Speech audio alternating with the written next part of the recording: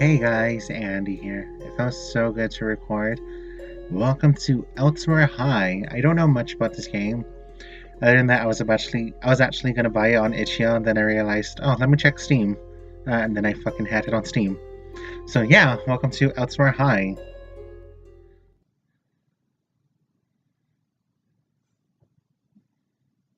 It's been quite some time since I sat down and recorded. Best enjoyed with headphones. Very true for any game.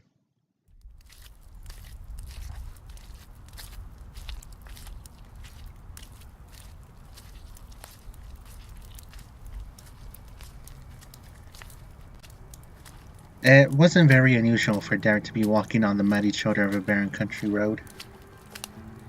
While he lived in a modestly sized city now, Derek grew up in a small town surrounded by roads just like this one. He would often walk them in the mornings to catch his bus to school.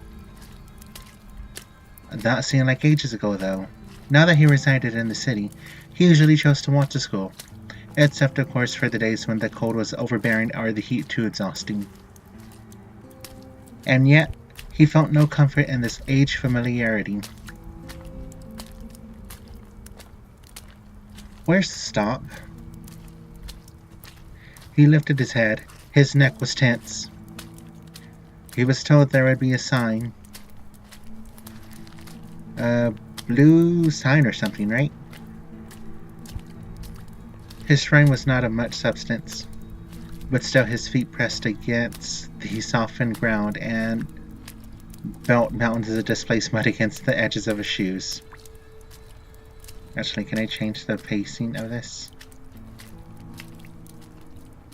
No, I cannot. Oh my god. Okay, there we go.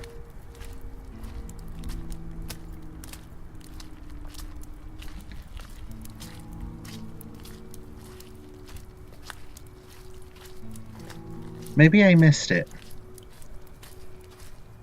He spoke aloud to himself. He did this often. He sheathed his uncertainty and kept forward. His body ached. Derek took a moment to check behind him. He was somewhat worried that the sound of the rain would drown out any cars. There hadn't been one yet, but he kept to the graveled edges anyway. There's no such thing as too careful. Guess I'll go a bit more. This is bullshit. His statement was more of a meditative cry than a pitiful complaint. Pity was something that Derek didn't have for himself or his situation. Confusion, anger, frustration, even a pinch of denial, yes, but Derek did not feel sorry for himself. As he took a few more sunken steps, his mind was understandably drawn back to the conversation that had led him there. Oh shit. It was somewhat ordinary for him to get a call to the principal's office. He remembered. He was sitting in his grade 12 anthropology class, a class he had taken to gain a free credit from, but was rather surprised to find a sort of interest in when the PA assistant came to life with a familiar, muffled alert. Yes. His teacher had cried out. She wasn't the type to become easily annoyed, but found herself derailed from her train of thought by the brash interruption. Can we see Derek Summersfield at the office, please? The voice was hard to understand, but his teacher eyed him quickly. Yep, sure thing. She wasted no time giving Derek a physical gesture of excuse and jumping immediately back into her lesson. Derek didn't remember being nervous. One of his friends had talked him into joining their small student council, and while it was infrequent, he would sometimes be called to the office to confirm various details of upcoming events. But this time, there was a much more urgent topic of conversation. As the odd-pink telephone pole disrobed itself from the darkness in front of Derek, he was quickly led away from his daydream. It was too far away to make out the details, but he knew that he was nearing the landmark. Just keep walking until you find a blue sign. He could see it in the distance, fastened rather high above the ground on the wooden pole. A blue sign. His pace didn't quicken. Jesus Christ. Do you know why I've asked to see you today? his principal asked with a voice laden with a distinct disappointment. The principal liked Derek. He had never been in trouble, and it was expected that students that were a part of the elected council were given somewhat of a special treatment. It was then that Derek remembered feeling the first tinge of nervousness. It was the sound of the principal's voice. With a weighted sigh, the principal opened an envelope on his desk and took out a handful of papers. On them were scribbled notes that Derek couldn't quite make out through the deep wrinkles and folds. Soon, after being close to gather himself, the principal's eyes made their way to Derek. They sat on him. He waited. Then, a raised finger, he carried it limply and waved it around the notes. Do these, for any reason, look familiar to you? Derek shuffled in his seat. I can't read them. Derek remembered saying the words though through a taut throat. Have a look. The principal opened his hands and lightly pushed the papers toward him. With more than a little apprehension, Derek reached for them and began to read.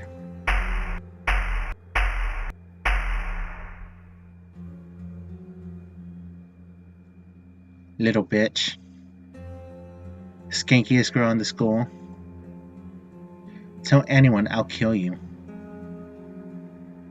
Mom's probably a whore. Your new name is Slut. That's your new name. These are really unoriginal. He didn't read any one note from start to finish. They were vile in their language, threatening, brute. They made Derek sick to his stomach. He pushed the papers back towards the principal, and for the first time in years, he remembered feeling his eye begin to swell up.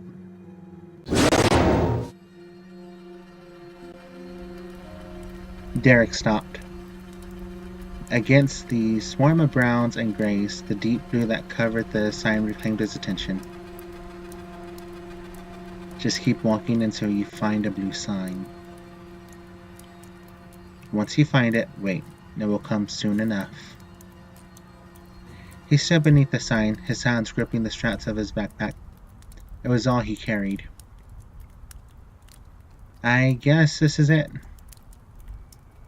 He sighed. Not only was it raining, but it was sticky and warm, and recalling the events that brought him there did little to calm his growing palpitations. His brows were drowned in heavy and gathered sweat. He didn't seem to mind. There was nothing left to do other than wait, so Derek leaned his body against the telephone pole and did just that.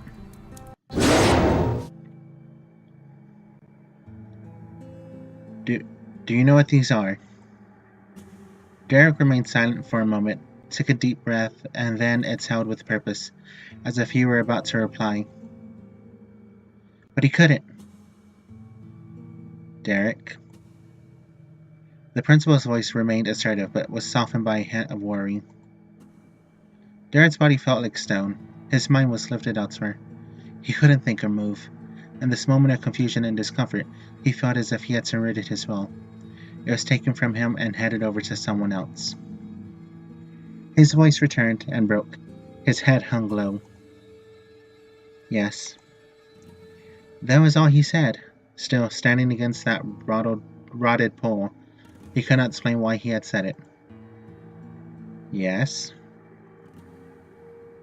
The principal waited for Derek to continue. He didn't.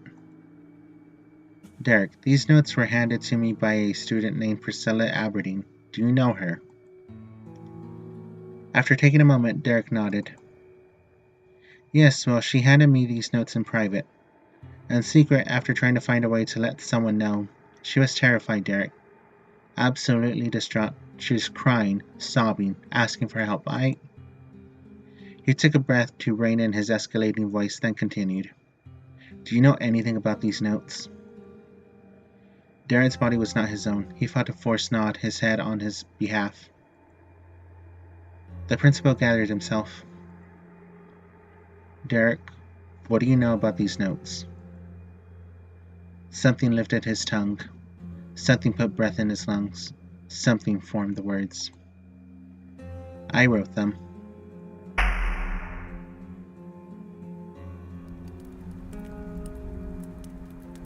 He could feel his shoulder pancake between the weight of his body and the poem. It added to the ache. With a foggy mind and an anchored heart, Derek waited. His face contorted in an instinctual response to the memory. Priscilla. Her name popped from his mouth and crackled like hot grease. Priscilla. She was hardly even relevant to Derek throughout his high school life.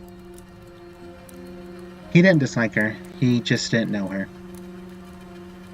They had shared a class the year before, when they were both juniors, but they sat on opposite sides of the rooms and had no friends in common. Their school was large enough for two students to never find themselves in the same place at the same time with the same people. She seemed like a nice girl, this Priscilla Aberdeen. Derek remembered hearing her laugh from time to time and thinking about how wonderfully infectious it was. She was an otherwise quiet girl, so it was refreshing to hear such a genuine expression. She engaged in classroom discussion and was rather intelligent. Her marks were probably better than Derek's, although he didn't ever really push himself. There was certainly nothing wrong with her. And even if there was, Derek wouldn't have done something like that. Of course not. There were people who he disliked in his school. They were rude, or disagreeable, or just unlike Derek in too many ways. But he never mistreated them. He didn't want to spend that extra mental energy cooking up ways to hurt someone. It seemed superfluous. It was still a mystery, even to himself then, why he had done this to Priscilla. Why have I done this to Priscilla? But when he did carve out enough courage to jump back into the cavern of his memory, he always re-emerged with nothing but a mind soaked in a solemn fog. Everything was hazy. Everything had been hazy. After his confession, he remembered nothing until the principal's door swung open and he heard footsteps behind him. How long have I been sitting here? A body sat down next to him. He barely raised his head, just dragged his eyes to the right to see who it was. Mom? It hovered somewhere between a question and a statement. She looked at him with something that Derek would have sworn was indifference, then surrendered her gaze to the principal. Derek assumed he began explaining the situation, but his senses shut down. His body was hardened by guilt and shame. Time passed haphazardly. A few minutes, an hour, who knew? It was only when his mother laid a limp hand onto his forearm that he tuned back in. While he was sure that the gesture was meant to be one of comfort, he felt nothing but stinging apathy. Her hand sat there weightless, and from it flowed no measurable compassion. She held a pamphlet in her other hand. His principal spoke up with a low, heavy voice. I would recommend this as your next course of action. In terms of other options, there are few. You could, of course, try... What is it? The two adults almost jumped at the sound of Derek's voice. His mother had almost forgotten that he was there. The principal spoke first. I'm sorry? That brochure, or whatever, what are you guys talking about? The principal let out a deep sigh. It's an alternative schooling option for students who have been... Been what? The principal and his mother exchanged a worried, frustrated glance. This time his mother spoke first, but for some other reason, she whispered. Have you even been listening? She had always feared being intrusive, even in situations like this, but now her sharp breath hit Derek's ear with a shrill impatience. The principal fidgeted with his pen, then danced his gaze around both Derek and his mother. Derek, you have been expelled.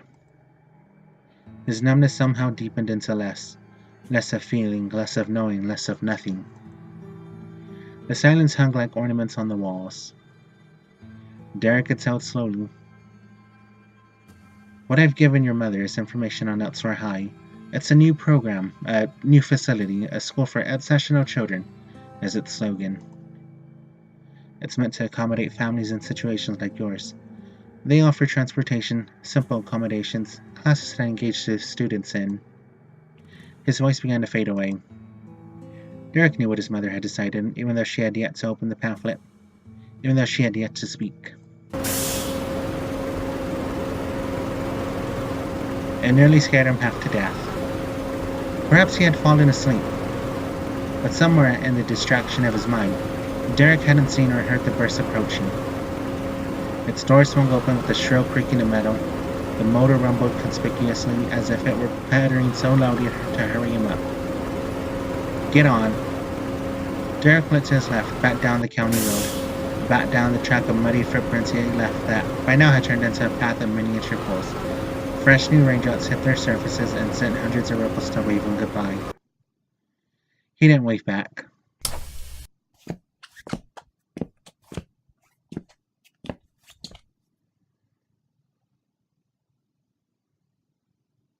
That's interesting. And slightly unnerving. I will see you all later today. I'll be uploading Elsewhere High this week. I think I'll be able to finish it just this week. As always, thank you so much for watching, and I hope you tune in for more Spoopy Madness this October. Bye for now. Bye for now.